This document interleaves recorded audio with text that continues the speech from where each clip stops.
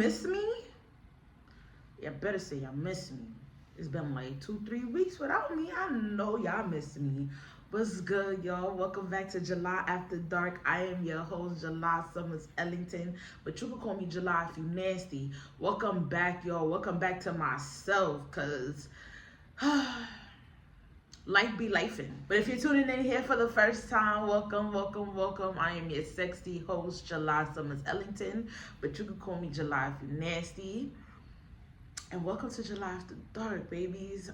This is one of the hottest up-and-coming podcasts going around right now. So if you haven't tuned in, tune the fuck in. If you haven't gotten locked in with me, lock in right now. Like, subscribe, share. And I'm going to continue to give you guys even more and more content because I'll tell y'all about it in a few.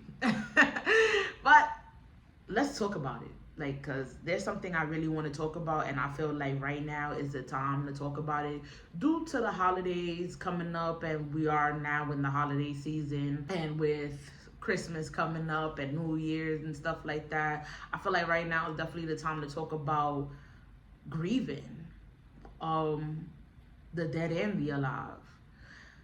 If you are grieving someone who has passed away, my heart and my prayers go out to you. I know what it's like to lose somebody very, very, very close to you. I lost my brother 7 years ago. Rest in peace, Lex Jones. I lost him to a brain aneurysm the night I was supposed to meet up with him. I was supposed to meet up with him that night, that Friday night. I ended up having other plans. I told him that I would come check him Sunday, and by Sunday I found out he was in the hospital. He passed away that Wednesday, and I ain't never been the same since then. So I give my heart out to anybody who is suffering a loss, grieving around the holidays. I know it gets really, really tough, but keep your head up. This is a part of the journey and a part of having to get through it. And it may feel like it's impossible. It may feel like it's taken forever. But that peace will come, and you just have to stay strong and put it in God's hands. For those who are grieving someone who is still alive, I feel like they're both bad. Imagine grieving somebody that is still well and on this planet. They just don't fuck with you, and you don't fuck with them, because grief goes both ways. You know, like losing somebody goes both ways. Like they lost you and you lost them. So I have not lost anybody close to me since I lost my brother Lexi. I know that I felt like a lot of emptiness when he passed away, because I've came to terms with him not being physically here, but he's always mentally around me. Lexi's always with me. Like, he's always watching me. I feel like he's with me now. Like, I feel like every time I talk about him, it's like he just pops up and I get like these chills around my body, and I just know he's here. Like, so I don't ever feel that type of loneliness anymore, because he's here. Like, he's around, he's not far. So as far as grieving somebody who is alive, let's talk about it. So I haven't been able to emotionally attach myself to another man in over a year. And I don't want you guys to get it misconstrued when I say emotional and physical attraction. I just try to go with the flow a lot of the times, but physically, I'm gonna be honest with you, I'm human. You know, I'm a woman. I got needs. I have desires that I would like to be fulfilled. And I've lived this life for so long that it's honestly much more easy for me to physically open up myself to somebody. So when I say physically, I'm only saying it because of the platform I'm on, but I mean sex. It's easy for me to physically open myself to somebody. Why? Because I know it's just sex. We're just here for a good time. Like literally, like what Drake said, we're here for a good time, not a long time. So if you could give me some pleasure and I could give it right back to you and you could go on with your day and go on with your life, see ya. But emotionally, like I won't hit you up and be like, oh my God, I miss you. I'm craving you. I say this to say that around the holidays 2 years ago, I had a party. Yes, I had a party. I had a party. I had like a Christmas party or whatever. I had some friends over. I'm no longer friends with any of the people that I had invited that day. It's so crazy to say, but it goes back to even my birthday of this year. Like, it just goes to show that things could change so quickly. Like, literally 1 minute you're cool with somebody, the next minute they act like you're dead. So earlier this year, for my birthday, I went out by myself, actually. So I went to Atlantic City by myself because I have a thing where even if I know I'm about to spend the day or my birthday with family, friends, or whatever, I still need to have time to myself. Like, I just always need time to myself. I find a way to prioritize myself because at the end of the day, like, I need that peace. I need that little recharge to get me from where I'm at to the end of the week or whatever I need to do. So when it comes to that type of situation for me, like, that's just how I am. So for my birthday, I went out to Atlantic City by myself. I stayed there for 2 days alone, just getting drunk, dancing, doing content. So I came back to the city and I really was not in the mood to go out. So with me getting back in the city that Wednesday, I got back in the city kind of early. I got back like around 1, like 2. I came home, I ate some food, and I took a nap. You know what I mean? Like, I went to sleep. I wake up and it's like 8 o'clock and I'm like not in the mood to go outside.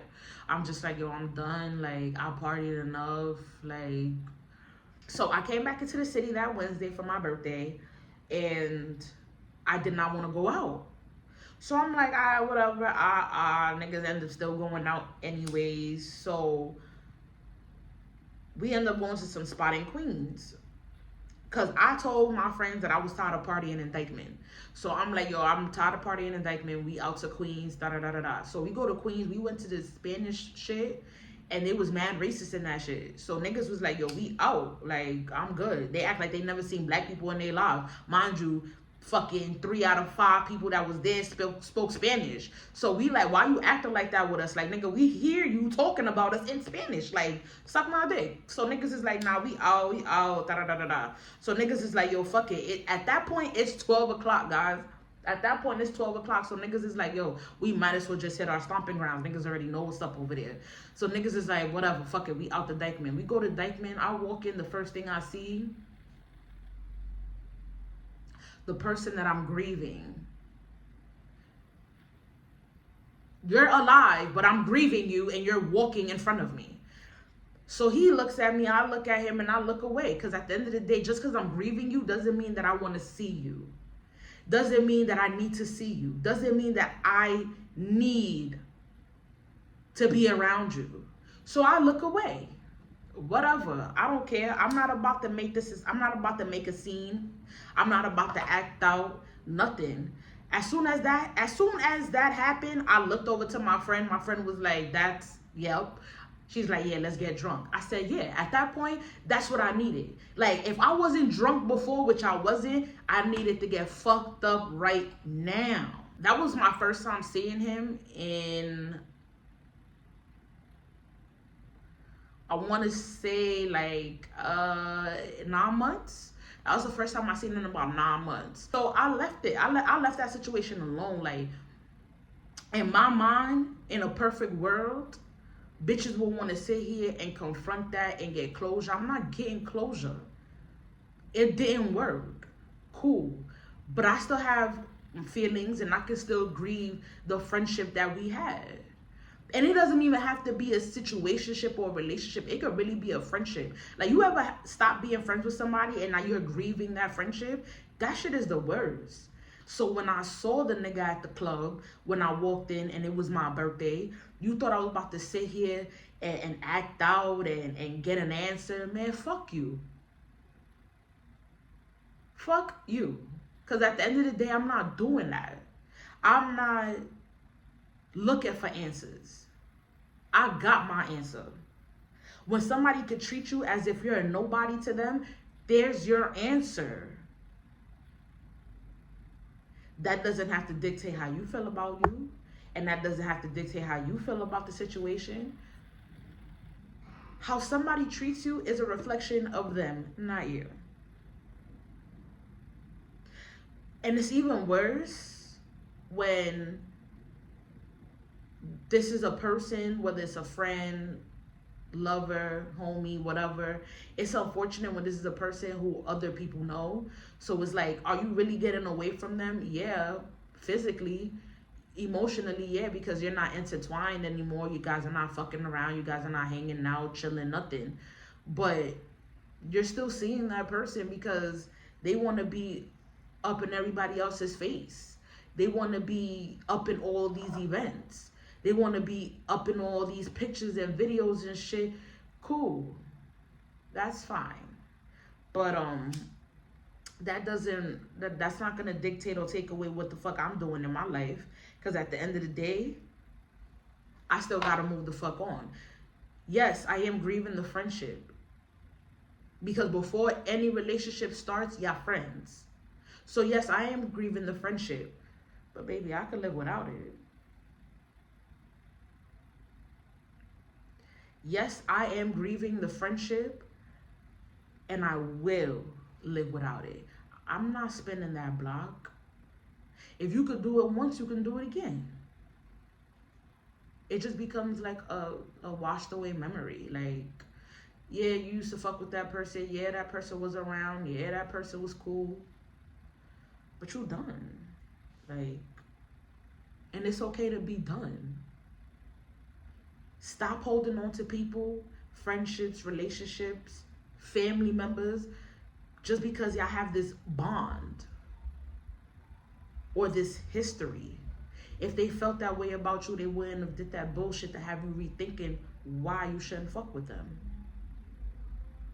If you could sit here and value somebody, even if it's not to the utmost highest power, but even if you could sit here and value somebody to the point where you're not going to sit here and put your friendship in jeopardy, but they can put the friendship in jeopardy, they don't care for you that much. Newsflash, they don't care. So what do? You tune into July After Dark. That's what you do. Because I'm going to tell you what the fuck to do. Cut their asses off. Leave their asses in the dirt, in the grave where they at.